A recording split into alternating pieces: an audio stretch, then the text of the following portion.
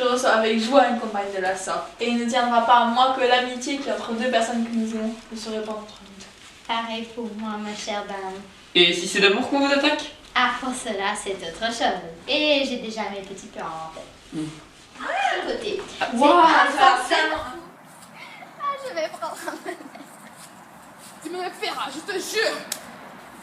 Ah, la plaisante histoire que ce dupe de ce vieillard. Il n'y a rien de plaisant à cela et vous n'avez que faire, l'arrière. Comment? Je vous dis de ne pas rire de moi. De vous? Oui. Mais de quoi vous parlez-vous? Pourquoi venez-vous ici me promener? Cela ne vous regarde point. Et je ris de beau cœur. Je ris d'une blague qui a été faite d'un fils à son père pour de l'argent. La fille et son père ont attendu de l'argent. Oui, voulez-vous que je vous dise l'histoire? Puis de me raconter cette histoire. Oui, j'ai une envie passionnante à raconter des histoires que je connais. Donc, je ne risquerai pas grand-chose à vous le dire.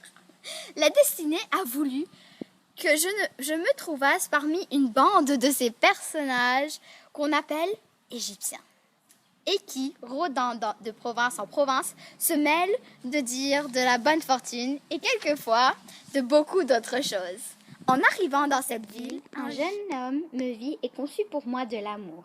Dès ce moment, il s'attache à mes pas. Il fit connaître sa passion aux gens qui me tenaient et il les trouva disposés à me laisser à lui moyennant quelques sommes.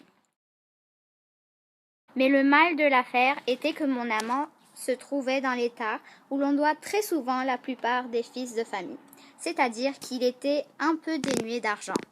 Et il a un père qui, quoique riche, est un avaricieux pied-fait, le plus vilain homme du monde. Attendez, ne saurais-je me souvenir de son nom? Aïe! Aidez-moi un peu!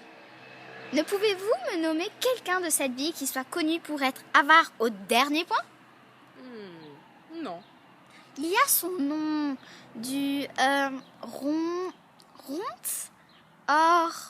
Oronte? Géronte? Oui, Géronte, justement. Voilà mon vilain. Je l'ai trouvé. C'est ce ladre-là que je dis. Pour venir à notre compte, nos gens qui ont voulu aujourd'hui partir de cette ville et mon amant m'allait perdre faute d'argent.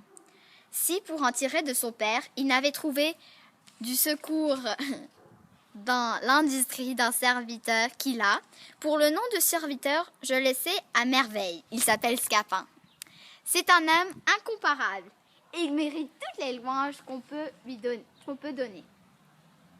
Ah, que c'est! Voici le stratagème dont il s'est servi pour attraper sa dupe. J'en ris encore. Je ne saurais m'en souvenir que je ne ris de tout mon cœur.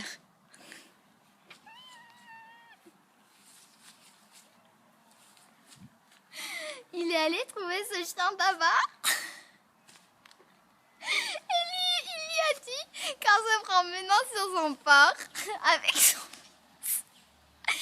son fils,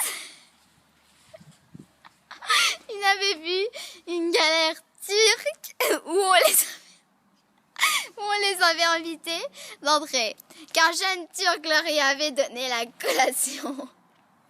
Ah, que tandis qu'ils mangeaient, on avait mis la galère en mer et que le turc l'avait lui seul à emmener son fils en Algérie s'il ne lui envoyait tout à l'heure 500 écus.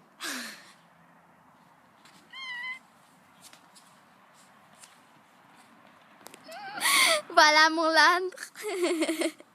Mon vilain dans de furieuses angoisses et la tendresse qu'il a pour son fils fait un combat étrange avec son avarice. 500 écus qu'on lui demande sont justement 500 coups de poignard qu'on lui donne. Ah, il veut envoyer la justice en mer après la galère du Turc. Il sollicite son valet d'aller s'offrir à tenir la place de son fils jusqu'à ce qu'il ait amassé de l'argent. qu'il n'ait pas envie de donner. Il abandonne pour faire les 500 écus, 4 ou 5 vieux habits qu'il n'en valent pas 30. Chaque réflexion est douloureuse, accompagnée d'un « Mais que diable allait-il faire sur cette gale ?» Mais il me semble que vous ne riez point de mon conte. Qu'en dites-vous? Je dis que le jeune homme est un pandare, un insolent qui sera puni par son père du tour qu'il a joué. Que l'Égyptienne est une mal avisée, une impertinente de dire des injures à un homme d'honneur, qui saura lui apprendre à venir d'ici débaucher les enfants de famille. Et que le valet est un scélérat, qui sera par Géronte envoyé au gibet avant qu'il soit demain.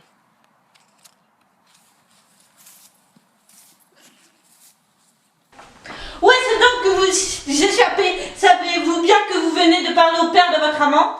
Oui, je viens de m'en douter. Et je me suis adressée à lui-même sans y penser pour lui conter son histoire. Comment? Son histoire? Oui, je m'étais tellement remplie du conte que je brûlais d'envie de le redire. Mais qu'importe, tant pis pour lui. Je ne vois pas que les choses pour nous en puissent être ni pis ni mieux. Vous aviez grande envie de babiller et savoir bien la langue que de se pouvoir se taire de ses propres affaires. Mais ne l'aurait-il pas appris de quelques autres? Allez dans la maison, voilà mon maître qui m'appelle. Vous vous êtes bien accordé, vous et mon fils, pour me fourber. Vous croyez que je l'endure? Ma foi, monsieur, si Scapin vous fourbe, je m'en lave les mains et vous assure que je n'y trempe en aucune façon. Nous verrons cette affaire, Pandare, nous verrons cette affaire. Et je ne prétends pas qu'on me passe les plumes par le bec. Ah, Seigneur Argante, vous me voyez accablé de disgrâce. Vous me voyez aussi dans une colère accablante. Le Pandare de Scapin, par une fourberie, m'a attrapé 500 écus. Ce même Pandare de Scapin, par une fourberie aussi, m'a attrapé 200 pistolets. Il ne m'a pas seulement attrapé 500 écus, il m'a aussi traité d'une façon que j'ai honte de dire. Il me le paiera. Je veux qu'il me fasse façon de la pièce qu'il va jouer. Et je prétends de faire de lui une vengeance exemplaire. Plaise au ciel que dans tout ceci je n'ai point ma part. Mais ce n'est pas encore tout, Seigneur Argante. Et un malheur nous est toujours l'avant-coureur d'un autre. Je me réjouissais aujourd'hui de l'espérance d'avoir ma fille dont je faisais toute ma consolation, et je viens d'apprendre que de mon homme qu'elle est partie il y a longtemps de Tarente, et qu'on y croit qu'elle a péri dans le vaisseau où elle s'embarqua. Mais pourquoi, s'il vous plaît, l'avoir tenir à Tarente et ne pas vous être donné la joie de l'avoir avec vous? J'ai eu mes raisons pour cela, et des intérêts de famille m'ont obligé jusqu'ici à tenir fort le secret de son second mariage. Eh bien, Sylvestre, que font nos gens? J'ai deux avis à te donner. L'un est que l'affaire d'Octave est accommodée. Cette chère Yatte était finalement la fille de ce cher Géronte, et le hasard a fait ce que la prudence des pères avait délibéré. L'autre est que ces deux vieillards ont beaucoup de menaces pour toi, et surtout le seigneur Géronte. Oh, mais les menaces ne m'ont jamais rien fait. Et ce sont des nuées qui passent bien au-delà de nos têtes. Prends garde à toi, les fils se pourraient raccommoder avec les pères et tu te trouverais dans la nasse. Oh, mais laisse-moi faire, tu me connais. Rentre, les voilà qui arrivent. Ah non, ma fille, venez chez moi. Ma joie a été parfaite, j'avais pu y voir votre mère avec vous. Ah, voici Octave, tout à propos.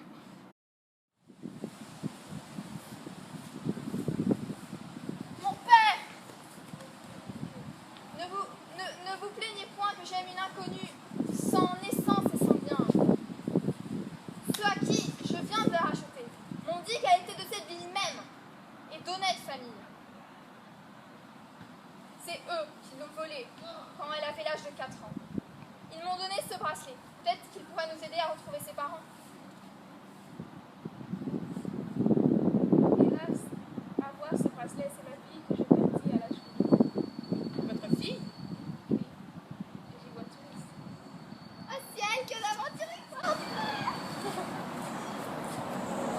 Ah monsieur, il s'est passé un accident étrange. Quoi? Le pauvre Scapin. C'est un comme diable, je veux pas. Et là monsieur, vous ne serez pas en peine de cela. En passant contre un bâtiment, il est tombé sur la tête. Un marteau tailleur de pierre découvert toute sa sardine. Il se meurt et il a prié qu'on l'apporte ici pour pouvoir prendre la vente. Oui, si, venez.